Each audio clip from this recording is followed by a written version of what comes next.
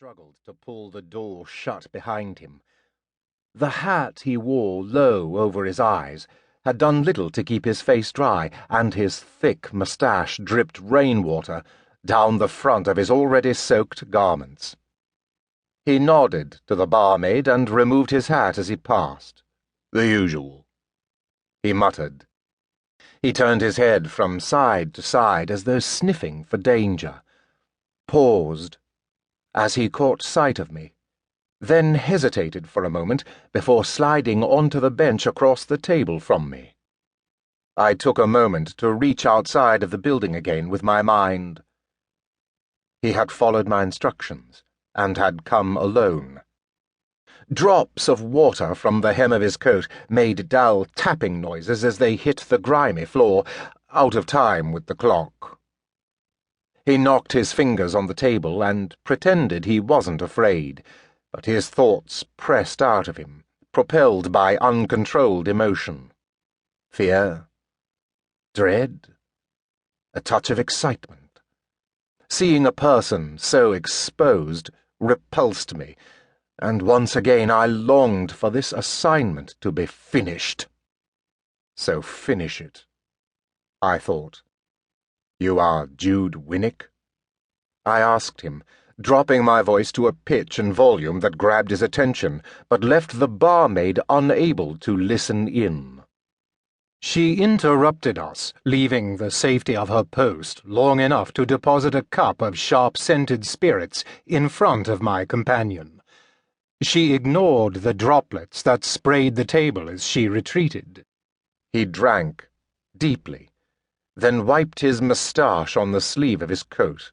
"I am. Your brother is Miles Winnick, the magic hunter." "Might be, might not be."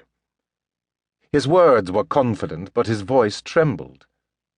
"I know who you are. Aaron Tiernell. I know who your brother is.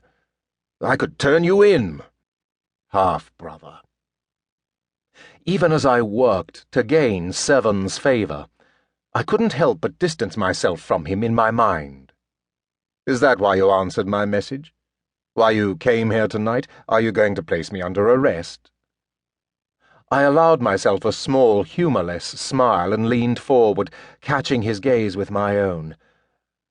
"No one knows you're here." He licked his lips and took another long drink, then signaled to the barmaid to bring more. She looked away. Winnick cleared his throat. "What do you want?" "Your brother has been a busy man lately." Winnick snorted. "Well, he's good at what he does. He sniffs out people like you better than a fox after rats."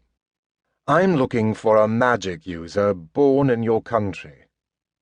Anyone would do, but your brother is killing them off. It's inconvenient." "Not for us, it isn't." "It could be." Another attempt to drain the dregs from his cup, and a scowl. "Why don't you talk to Miles about it? He's the magic hunter, I'm just the muzzle."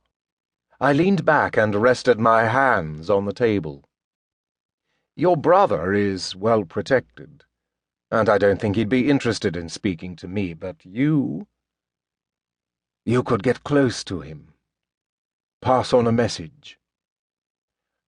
I heard a rumor that he's captured another sorcerer. Perhaps he'd be interested in letting me take that person with me. Far less messy for your people than trying and executing him." The drink must have been strong. Winnick's inhibitions were lessening after just one serving, his confidence growing.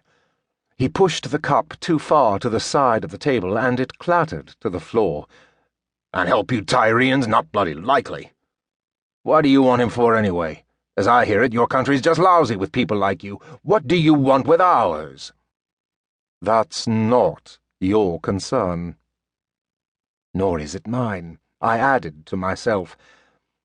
My brother, Severn, regent of Tyria, had ordered me to bring him a magic user from Darmid, and to make sure no one in our own country saw me do it. I didn't care what happened to them after delivery. I just wanted to find one, so I could leave this magic barren land behind and return home for a reprieve from the manipulation and the killing.